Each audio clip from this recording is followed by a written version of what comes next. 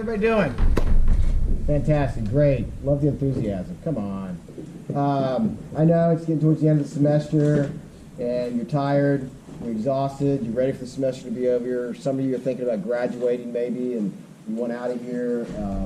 I think about trying to get out of here all the time. So it's okay. You're going to make it. So try not to fall asleep in the next 50 minutes. That'd be appreciative. And pay attention. I think we're all on task for the rest of the semester. We have two more speakers. I think Wally Devereaux from Southwest Airlines had to cancel. We're going to switch him to another semester, so he had to postpone. So that slot presumably may open up, and we may not fill it. I don't know. I may just. We have Jim Nichols. Oh, we have a filler. Yeah. Oh, we got a filler. So there you go. Look at it. Y'all are trying to go. One less class. Nope, we got somebody to fill it in. Yes. I'll send out for Yozu and 3200. I'll send out some guidance on how we're going to deal with grading, a little bit more detailed, probably in the next week, to kind of let you know where things sit and how you can finish out the semester and hopefully be successful. So, all right. I'm going to turn it over to Robert Condit. He's an alum of UNT. I think you'll followed an interesting path like all of our speakers have. I think you'll find they started off with all these ambitions in life to do X, and they ended up doing Y. And then they're doing really well at it. And so he's going to share that with you a little bit and how he got from UNT to where he is now and where his career is going. So with that, I'm going to give you a floor so you have all 50 minutes. All right. So I'll turn on the mic. Can anyone in the back not hear me? Can you all hear me now? Okay. Well, appreciate you hanging out, even though it's probably a required course at this point, but I'll try to make it not boring for you. As was mentioned, I actually did graduate from here with a logistics degree back in '99. So it's a long time ago, actually. So what I want to do is do a little bit of two things, right? Because I did want to talk a little bit about industry that I'm in and where I work today. So I'll give you a little bit of a flavor of what that is, but also kind of set it up as to how I got to where I am today. So we will talk a little bit about supply chain, because that's how I started my career out of college as well. So I'll talk about is like, well, how did you get from where you're at to NTT Data, an IT company, right? So I'm going to go through that, a little bit of history with you, how I ended up in the career that I am. It didn't happen overnight, and I'll kind of lead up as to why that happened. And then I'll talk about who NTT Data is, because at some point, coming out of college, you may have an opportunity to go directly into consulting. Back when I first started NTT Data, it was pure IT services. Now we actually have a dedicated supply chain consulting team, and that's all they do is supply chain consulting. So we do actually hire supply chain consultants. I'm trying to provide a little more influence to look at UNT grads, right? So because I do know the leaders of that team, but we do IT consulting for the most part, but we do have a traditional consulting arm, and we'll talk a little bit about that. And then I am actually, in today's world, I'm actually a industry advisor, sales executive, and account management individual that's responsible for a set of accounts and a region within, I would say, the South and West region of America. So I have accounts that are in manufacturing. If you're familiar with what process and discrete manufacturing, any operation management or manufacturing gurus in here? Anyone want to go in manufacturing? There's going to be a lot more jobs coming this way, so maybe you want to consider that. So the process manufacturing is just that. So you think about chemicals, right? Chemicals or process. Discrete is where you're basically a Ford assembly line, right? Simplistically, right? But there's a lot of crossover between both, and I have an account that actually does both, process and discrete, all the same breadth. And then energy sector, which is a wide breadth, right? So I have oil and gas accounts that are within my territory. There's oil and gas service accounts. There's utility accounts that are within my purview. And then, as an industry advisor, I get pulled into a lot of other utility, whether it's water utility, power utilities, and what have you, right? So, we'll talk about what's kind of happening in trends, and then we should have plenty of time for Q&A as well. So I'll try not to bore you too well. So how did I get where I am today? So when I got out of high school, I was one of these kids. My dad was a Marine. My first goal of getting out of high school was get out of the house, right? And let's just say my family background didn't have a college education. I was the first one to ever graduate actually from a college from my family. So I had a lot of military influence. My dad was a Marine. My older brother was a Marine. I wasn't going to go in the Air Force, right? So I went in the Marines. But my goal in the Marines was to see the world, right? I was never stationed in the United States. I was stationed overseas the entire time. I was a combat engineer. Ended up in Okinawa, Japan, went all over Asia. First Gulf War happened. Ended up in Saudi Arabia and Iraq, and then came back after that. And I had a platoon sergeant at the time says, "Hey, you ever thought about doing embassy duty?" I said, "Sure, I want to see the world," right? So think about where I'm at today. My first post as a Marine security guard was New Delhi, India. I had to look on a map. I was like, where the heck is New Delhi, India, right? So was there for about a year and a half. Learned a lot about the Indian culture, right? Fast forward today, that experience that I had way back then helps me in my day-to-day job today, because 80%, I would say, of my team is in about 5 or 6 different states within India today. So, and a lot of my clients are from India as well. So, my last duty station was in Rome, Italy, and that was the inflection point. I probably should have a few inflection points along the way. Being part of an embassy, I thought, that'd be cool. Go into political science, get out of the military, go to school. That was my goal. See the world. Did a little bit more than see the world. And being the fact that I was at the Vatican Embassy and the Rome Embassy, I was around a lot of, met, President Clinton at the time, and Hillary, got a picture with them, and had a lot of influence in that realm. I actually had a pseudo part-time job for the Department of State, and there's this other top secret company that's part of the government that you know about. They had this clean room where they made their conference calls, right? So my job was to basically keep it clean as a part-time job. And so I had a lot of influence down that path. But coming out of the military, I only had a couple options. I was a combat engineer, and I had some law enforcement.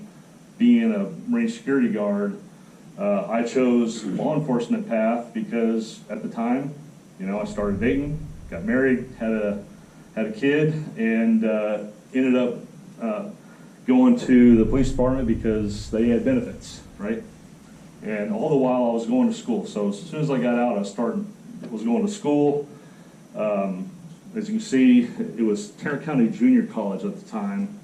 Now I think it's called TCC. Right? I live in Houston now. I think it's called TCC now. I was doing that while I was a police officer. Graduated and applied up here to business school. Started at UNT while I was a police officer. Moved from Hearst to Euless. Basically worked nights and went to school during the day. So I'd show up like in my, any cops in the room here? No? Okay. I was one of the few cops that drove all the way to Denton to go to class. A little inflection point happened then because I started on political science. said, no, don't want to do political science. That's not for me. And I started computer information systems. I think I was in a COBOL class and realized I love programming, but I don't want to be a programmer the rest of my life. And so I went around all the professors in the College of Business and says, what do you guys do? And then, has anyone met Ted Ferris in here? Anybody know who Ted Ferris is? Dr. Ferris? Hopefully, right? Walked into his office. I was convinced within probably 5 minutes that I wanted to go in logistics. But that was like about an hour conversation with Dr. Ferris, and then I was sold. Switched my degree to logistics, and I like to say here I am today, but it went a lot further than that. So finally graduated with a logistics degree, had multiple job offers coming out. And then a company called GTE kind of gave me the best offer, and lo and behold, I went to GTE Supply. For those that don't know, that was an acquisition merger happened between them and Bell Atlantic. They became what we know today as Verizon. So Verizon Logistics is where I started my supply chain, I would say, career as a senior buyer. And within probably the first 6 months I was in that role, I had my first IT-related project. So the manager at the time says, "Hey, we are setting up a cable cut center in Puerto Rico," and within 6 months I was down there setting up and doing the layout of their new cable cut center. So if you think about what big, large cable reels, right? We had to optimize the yard from scratch. We put in a new cable management system to basically tell the associates where the cable was in the yard, to say, I need to go cut X feet off a certain type of a cable. They knew where to go get it, right? And the system at the time, very green screen orientated system, but we were basically turning on a new system to better manage the yard, and I would say that was my first cut in an IT program, while at the same time I was still responsible for my day job, right? So worked up through supply chain, materials management, commodity manager, eventually was running all the copper and fiber cable across the Americas. And at the time, does anyone know what AS400 is? Any IT buffs in here? So AS400 was in every single state across the U.S. And I was responsible for putting together a business case to replace all of them with a new ERP system. And it came down to two systems, one of which was PeopleSoft at the time, which is now owned by Oracle. The other one was SAP.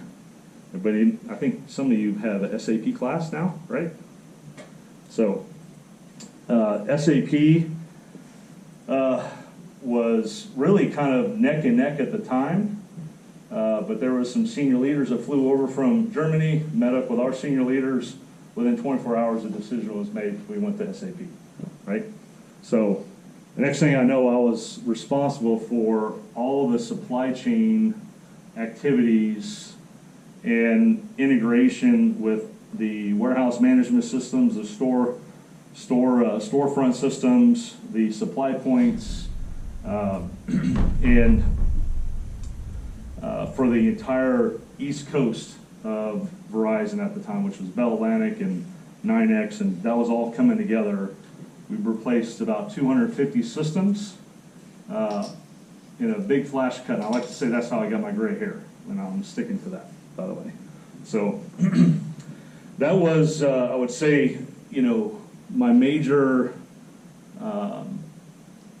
conversion to my day-to-day operations as a supply chain guru into more of an IT type role, because I became not only the guru of our business at the time, because I was in cable. Cable touched every system within the Verizon footprint at that time, every system.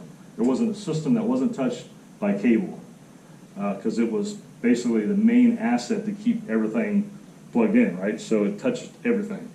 And IBM was the system integrator at the time, and those guys were trying to recruit me into their consulting firm because they need someone that understood business and they need someone to understand IT, and that's key in IT consulting. And so, just to give you a little guidance, right? And I can tell you, I'm in sales today. One of my job offers, by the way, coming out was Shoppa's Materials Handling, right? You guys familiar with Shoppa's Materials Handling out there? Do maintenance on forklifts and stuff like that, right? This guy, they offer me a job in sales. I was like, I knew nothing about sales, but I do sales today. The reason I do that is because I had some industry background, now I had some system background, and that made me valuable for consulting. Now, there are companies out there that recruit directly out of colleges for consulting, and it could be IT consulting or even supply chain consulting, and they have basically development programs that you basically shadow seasoned consultants to a point where you're able to handle it on your own, right? So there are consulting firms that do hire right out of colleges, but I can tell you from the business side of the house, being on the other side, usually they like to speak the speak, right? So, because when you are hiring a consultant, the expectation is the consultant is coming in, they should be 1 or 2 steps ahead because they're on the consulting side, right? Because you're in your day-to-day job, you're trying to keep up with day-to-day operations, let alone understand what's current trends in the market. You know, as a consultant, you see across the vertical. So that's really where I made the transition, but I didn't go to IBM. So I actually had other offers that were being thrown at me at that time, and this company called CGI came out of nowhere. Didn't know anything about CGI. They were actually a Canadian-based company, and they needed a SAP MM supply chain telecom guru to come up to Canada to run a supply chain SAP project, and they were basically wanted new blood within the Canadian arm, and so I joined up with them, and I was in Canada for probably the next 2 years doing some supply chain separation of basically taking out their field operations, and that was being outsourced to a third party, and basically did a carve out and did the system integration project to make that a carve out.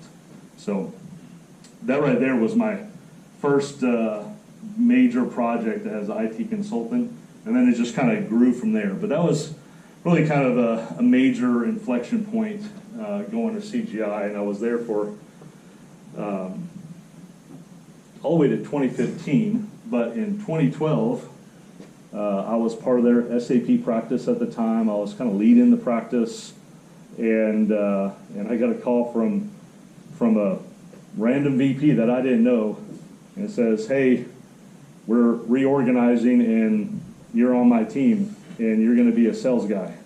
And I said, "Nope." And but I was having some family issues at the time, and so I had to say yes. So overnight, I became a sales guy, and from that point on, I was not only doing the same stuff I was doing, but also now had a sales target to help grow the organization, and I did that for many years with them. And then a company called, I was actually relocated to Houston. I was doing some work in Nashville, Tennessee, relocated me down. They relocated me to Houston. And when I got to Houston, I would say bombarded by companies wanting to recruit me. I don't know, I guess they like people that live in Houston for whatever reason. And so, and at the time in my career, so I was an SAP guy back in Verizon days, right? Started out in SAP, kept on the SAP path supply chain, and these guys were all SAP, because at that point I was morphed into not only doing SAP, I was slowly getting away from SAP but my foundation was always SAP. And so Method 360 gave me an offer that I couldn't refuse. Made a change to a small company. First time I ever went to a small company. It was literally, I was working for the family, right? You know, it was a husband and wife owned this company, and they did very well doing SAP analytics type work, and eventually worked myself up. Still core SAP, had all the relationships with SAP, and then NTT Data came along, kind of did the same thing. They said, hey, we need your skill set with us in Houston. And oh, by the way, there's a major oil and gas company down the road from you that we want you to work on, which is ExxonMobil, which is one of my accounts today. So, which actually been one of my accounts since COVID. So, long and short, that's how my career has been. And if I play my cards right, hopefully I'll retire here in 10 years and move on to the better life at some point. Do more of these maybe. So. A lot of changes through my career, but in retrospect, it's the diversity that gave me the credentials to do what I do today and the background to do what I do today. So the more opportunities you have, you know, sometimes your gut tells you to go after it, right? Sometimes you need to listen to your gut, right? The gut's a good thing, you should probably follow your gut and move toward it. And one of the advices that I got early on in my career is once you make a decision, you go all in, right? Because whenever you change a job or you go into a new career, new company, you know, they're expecting the best from you, right? So be laser focused on what your new job is, and that becomes your what I call a mission, right? Your mission to be successful and help the company be successful, and it helps you in turn, right? It becomes, when you feel like you're doing the job of probably 3 or 4 people, that's when you know you've made it, because you're the one that's going to be consistently getting the phone calls that, hey, I need help with this, and you want to be the one that makes that phone call because it makes you more valuable within the organization, and it helps you move up and accelerate in your career, whatever it may be, right? Because I understand there's a variety of career students in here for different paths, right? It doesn't matter what career you go into, it just matters what focus you have, right? So if you walk away with any advice, you make a decision to go with somebody, a company, give it your all, right? Because that's your foundation as you walk in the door with that company. Because they entrusted you that you're going to do the job, and you know, I can tell you, when at every one of these companies that I went to, I was always probably one of the first people in the office and probably one of the last out. And of course now I don't have an office. I work remotely. I've been actually working remotely since probably since mid CGI days, and I can tell you, working remotely is even 10 times more work, because every one of my accounts today are global accounts.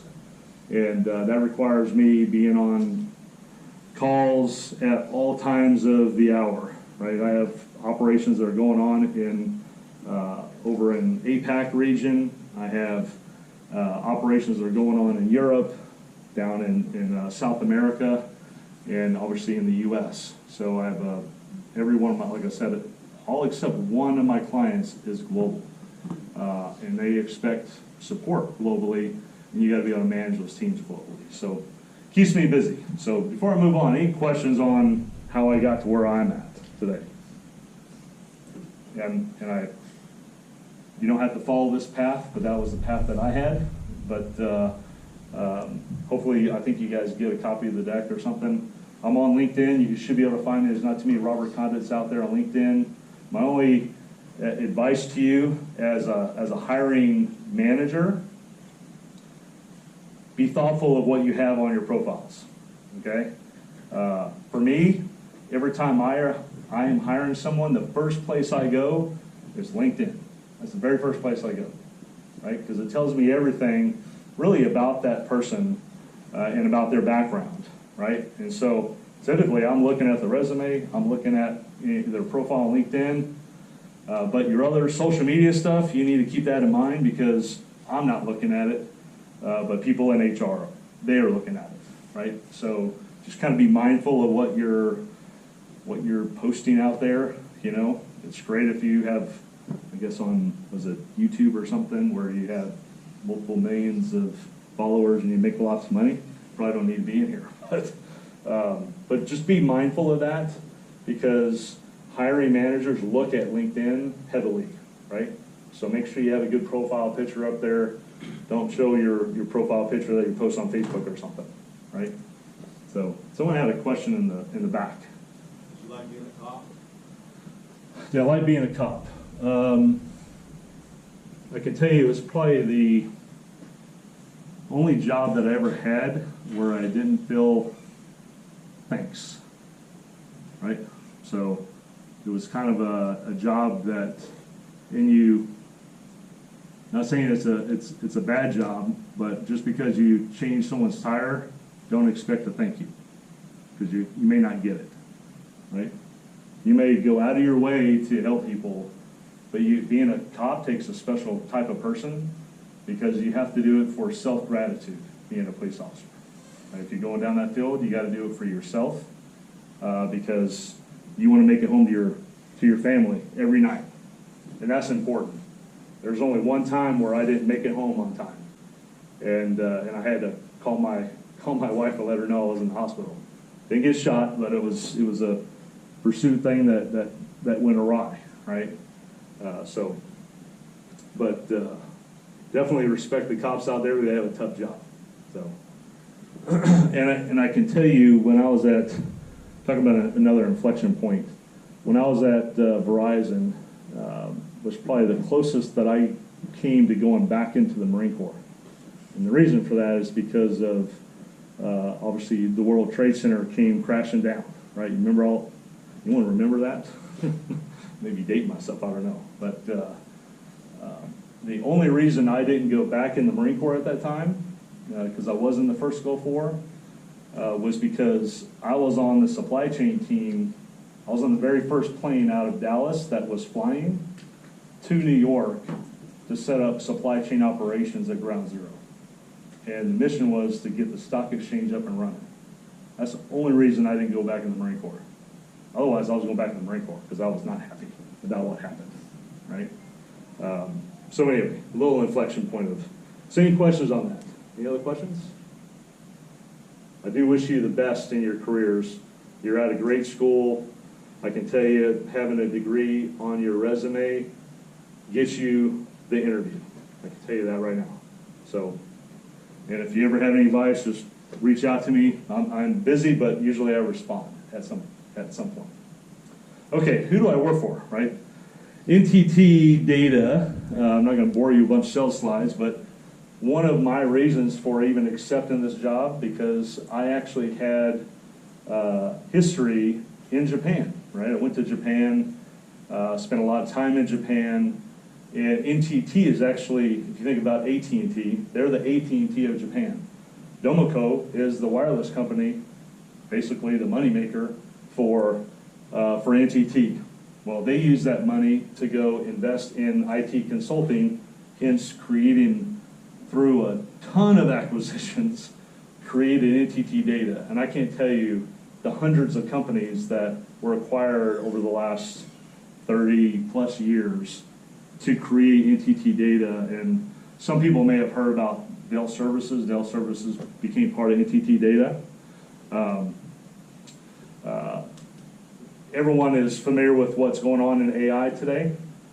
What you probably don't know is we're the third largest data center operator in the world. We handle 40% of the world's traffic on our backbone, IP backbone. And obviously with having that much traffic, we have, pretty deep experience in cybersecurity. So part of that NTT Data is about $30 billion of the $100 billion company. And it's purely full IT services, and we're one of the only companies in the world, probably one of the largest companies in the world, that can truly do everything under one umbrella, which is, you think about IBM and you think about Accenture, they can't do everything all under one umbrella, right? Even IBM is pretty close, but they can't do everything, right? We actually can. And we prove that all day long to our customers. So where I sit, let's see if I can point out. Anyway, I can't use the pointer. So I sit within the manufacturing and energy sector, but this big old triangle here, I don't necessarily like our triangle, but the reason why our triangle is the way it is because we have AI at the center of our core, right? Everyone is talking about AI. We can't build data centers fast enough because of AI. And if you're not in the mix, which I'm sure most of you are, because my son is about your guys' age for most of you probably in here, and they spend their time online, and you're probably dealing with Chat GPT today. Just be careful when you're using that for your test, right?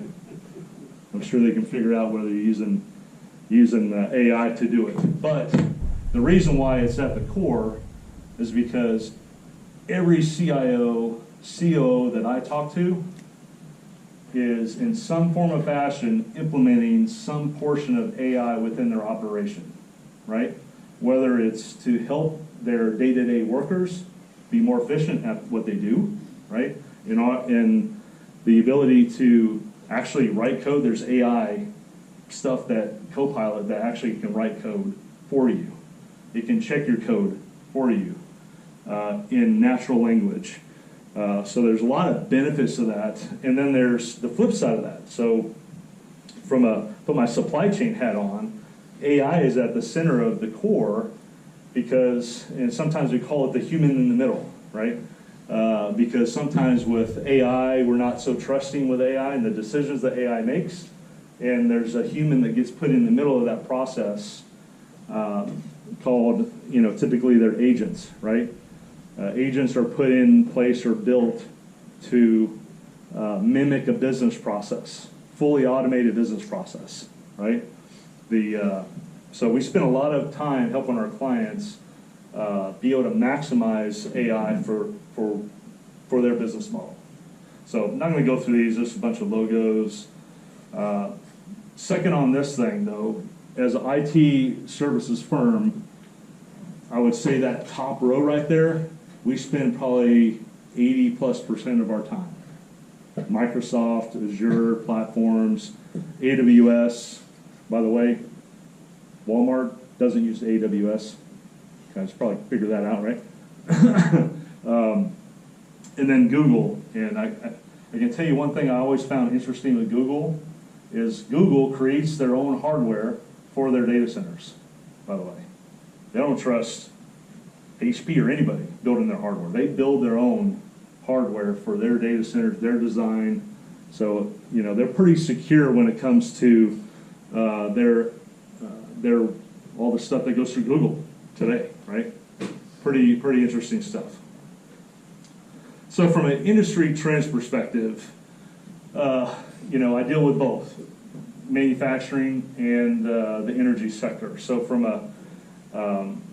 some of the things that are happening, we like to call it the convergence at the shop floor, because historically, guys like me that were going around implementing ERP systems for supply chain, for finance, for HR, for procurement, the operations guy says, don't touch my plant.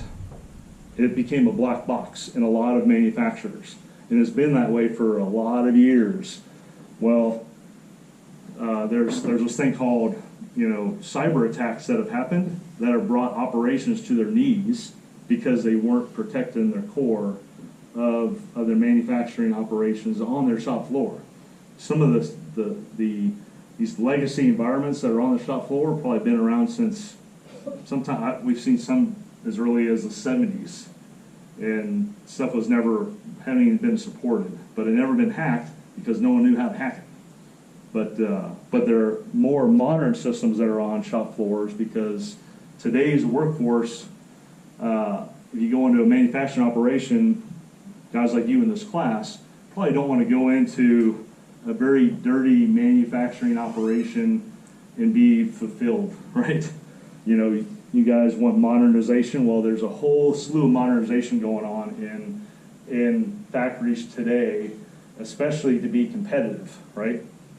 I was in a finance MBA class, and the answer to that finance class business case was to move manufacturing operations to where? Mexico. I refused to take that objective because I was a supply chain background. I created a business case to show by putting in automation, you can still make money in the U.S. Well, guess what's happening now? Now you're being forced to make that happen. Well, a lot of companies are being forced to make that happen. By the way, I got a B on that because the answer was A, to go to Mexico. I refused to answer A. So that was my first thing I ever really contested, fought through in college. I lost, got a B, whatever. But it's nice to see that manufacturing operations are coming back. But from a trends perspective, modernization, the companies I deal with, they have 30 plus different systems just managing operations on a shop floor. All that requires to be secure, so someone doesn't come in and hack it and shut down your operation. Because the last thing an operation manager wants to do, and that's why it's always typically been a black box, don't shut down my shop floor operation, because every hour you're down is a loss of money, loss of productivity. So spend a lot of time, helping clients modernize their shop floor, and then cybersecurity is a big one, because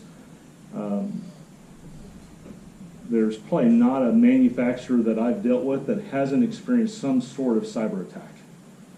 Every one of them has. If they haven't, they're lucky. But the larger ones that I've dealt with, they've all been attacked at some point with some type of ransomware. And I've got the call in the middle of the night saying, hey, got a problem, I need help, because we just got hit by ransomware, right? And then obviously I'll mobilize our cybersecurity team and try to get them back up and running. But that right there is where we spend a lot of time in manufacturing. People and CEOs, CIOs, board members, they're asking about AI because that's what they hear. But a lot of them are still doing blocking and tackling to get them to a point where they can actually implement AI, because using AI typically have to be on the most modern platforms to actually leverage AI. So heavy stuff from manufacturing. Obviously, from a supply chain perspective, you guys were all around during COVID. The ones that weren't doing supply chain well became very evident during COVID. The ones that were managing supply chain very well sustained themselves during COVID. Okay? Energy sector is a little bit different, right? The thought of electric vehicles taking over the world, and you're going to shut down oil and gas production. That's a misnomer. I can tell you that. The most companies, and Exxon is no different. Most companies have global operations, and there's something that even I learned a long time ago is energy. Say water. Water gives you life, right? Energy gives you quality of life. So if you think about some of the countries around the world, they're still way behind in terms of having regular water, having regular energy, and those countries are still developing. Some countries, at least from a telecom perspective, kind of did a leapfrog because they were able to go out and put some towers in the middle of nowhere, and now they have cell phones, right? They don't have clean drinking water, but they have a cell phone, which is interesting. So there's one of my clients is in the water business. Their sole mission is to actually help countries, implement clean water systems. In my view, that's the next black gold. Is really clear gold, right? Whoever controls water is really the going to be the keepers of the future, because water is golden, and keeping it clean is golden out there. But those two key things are still alive and well, and we may be going through a little bit of a transition and having new green energies. You'll hear of things like blue hydrogen, and even us as a data center operator, we have an expectation that every time we build a new data center, it has an on-site plant and carbon capture on-site. Well, that's not music to the power companies that are in the U.S. today, because that's taken away their large customers, right? So there's new entrants that are coming in as within the industry. That's kind of no different than someone creating a new app for the iPhone and changing the way people get taxis, like Uber. Greatest thing I ever had. So I don't even rent a car anymore. I just get an Uber and go everywhere, right? If they don't have an Uber at that place I'm going to, I'd be highly surprised. I think there's only been one location, and I think it's in Little Rock, where this Uber's not there, right? I had to take a regular cab. I haven't done a regular cab in a long time. But regulation is changing a lot of what is happening in the market, right? It's impacting oil and gas, it's impacting utilities, and you probably heard of Microsoft buying 3 Mile Island for what? Power, right? They figured out a business case where they're going to be able to turn 3 Mile Island back on and power their data center to power AI, because that's where it's going in the future, and you need power. And I can imagine putting that business case together just by going buying a nuclear power plant that's been shut down, and you're going to reopen it. That had to be one heck of a business case to go present that. So, affecting supply chain, right? Regulation and compliance always changes, especially with some of the, let's say, oil and gas operators like Baker Hughes and Schlumberger. They deal with import-export all day long, right?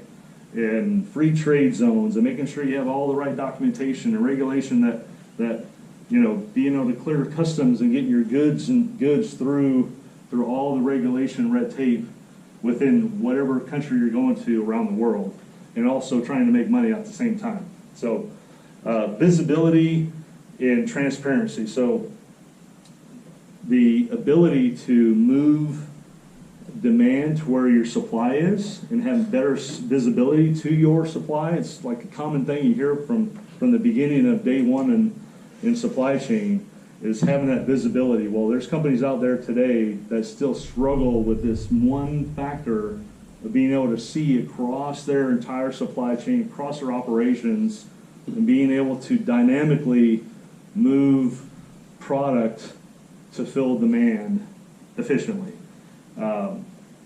And that's just because the larger a company is, the more complex they have, the more systems they have, and that's AI is actually helping with that, because they can actually crunch a lot of that in the background. So leveraging AI for supply chain is real, right? I use Copilot today. I won't ever. I'd probably quit this job now if they said I was going to lose my Copilot. They're going to take that away from me, because I use it every day in my day-to-day job, right? Simplistically, but helps me prioritize my emails that come in, because I get hundreds of emails. Helps me deal with note-taking. I just turn on the Copilot, and it does a great job. You know, it's like having a free admin with you, right? But an agent, so the difference between a Copilot and agent is focused on business process. A Copilot is helping you or an employee in their day-to-day job, right? So just kind of keep that in mind. Two different things. One is helping the individual. One is looking at a business process and automating business processes. So driving value. So in terms of the key areas where we are interjecting ourselves as an IT consulting company and a business consulting firm, are are some of these key areas, right? Smart manufacturing, that's making the shop floor smarter, faster. Being able to implement things like robotics within especially in warehouse distribution. You'd be surprised how many distribution centers are out there doing manual picking today. Now there's a company called Hyster-Yale that deals with forklifts. We actually built the automation for their autonomous forklifts. Pretty cool stuff. But does that take away the need for people? It doesn't take away the need for people. It needs smart people, to manage those operations and being able to act on what the intelligence is telling you. And connecting purpose to profit, right? That's at the end of the day, companies need to make profit to stay in business. And one of my jobs as now basically sales, I look at it as I keep people employed, right? My job is to keep people employed and a nice funnel of work coming in because I can tell you the teams that work for me know that there's more opportunities coming because I'm always out there working with the clients because clients need help, right?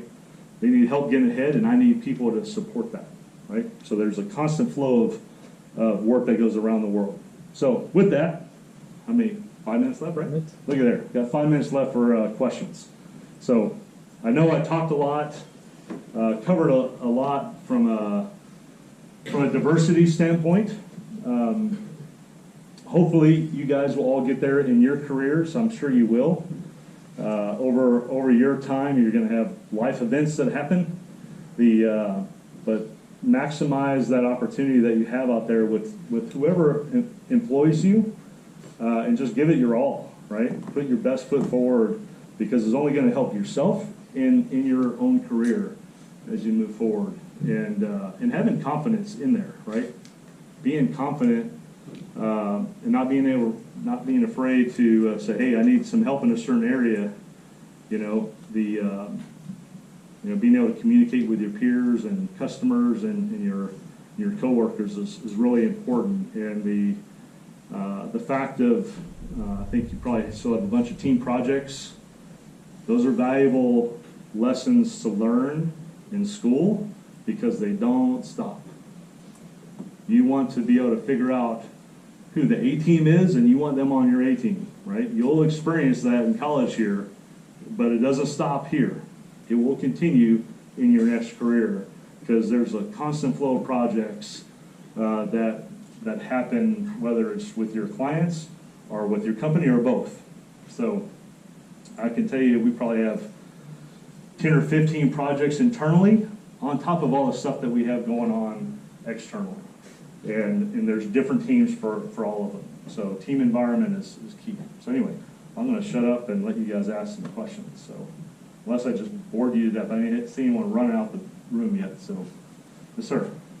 What's your typical day-to-day look like now in your current position?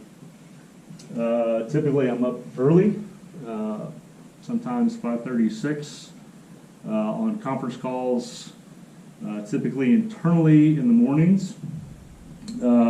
Usually around 10 to 3, I'm on customer meetings, either in person or Teams or Zoom meetings, whichever they're on, for the core part of the day. And then the evening comes around. Normally my day-to-day work doesn't usually get to start until 4 or 5 on my list of actions that I have to do, let alone all the governance that I have to go through. And then I sometimes have breaks for dinner when I'm at home, but if I'm not at home, I'm at having client dinners. Then sometime when, probably around 10 o'clock at night, I finally get a chance to wrap up the few things that I need to get done for the next day. So one of the key things that I do every day is try to have a clean inbox. Out of the hundreds of emails that I get, usually, if I get a few here and there and maybe they're just internal, I'm okay with it. But I'm not the type of person that likes 250 emails in the inbox. It's just crazy, right? Because that tells me you're not responsive. Part of my, but also responsive to my coworkers and the people that work on my accounts. Because if I'm not responding to them, they're not getting what they need from me either, right? The clients aren't getting what they need from me, so, being on top of it every day is key. Sometimes I get the rest on the weekend because I try to focus family time on the weekends. You have to do a work-life balance, and but I can tell you I live on Lake Conroe now. So if I'm not working, my goal is to be on the lake. So whether I'm catching a fishing pole or I'm sitting in the water, whatever it is. So trying to soak up as much family time as possible, because there is a family element. If you get married, have kids, there's a lot of demand on that. And when I was a traveling consultant, I would travel Monday through Thursday. I would be usually having lunch with my kids when they're young on Fridays, and then usually being a coach on a Saturday or going to a game. There's no typical day though, because I do get calls in the middle of the night as well, because sometimes I got to get up at 2 or 3 o'clock in the morning to have some meetings with some of my customers that are in the APAC region. So there's no typical day. Any other questions? Yes, sir. If you have a bad digital footprint, is it possible to make a better one to increase your chances of being hired? What do you mean by bad digital footprint? Like if a company is looking at your online personal life and they find something they don't like, so they don't want to hire you, is there a way to make it better? First of all, delete those accounts. That'd be my first recommendation. Delete them. Get rid of them. That'd be my first recommendation. Get rid of them and beef up your LinkedIn profile. That's what I'd recommend. You can always go back to social media one day, but I would delete it, get rid of it. Nothing ever's gone forever, obviously, but if it's not out there where they can Google you, it's probably best, because that's what HR does, right? And everyone goes through a background check as well. So if you're not, you got some stuff out there, my recommendation is delete it, because you don't need it in your future career. It's only going to hurt you, not benefit you. So after you got your career, you happy? Go right ahead, right? So just don't do bad stuff. Anybody else? I know I talked a lot here. No, bored to death. Did I bore you? No? Yeah. Yeah. I guess we're out of time anyway. So, like I said, you can Google me or put me on LinkedIn. That's all you're going to find on me. Right? super, thanks. You're more than welcome to come down too. That's fine.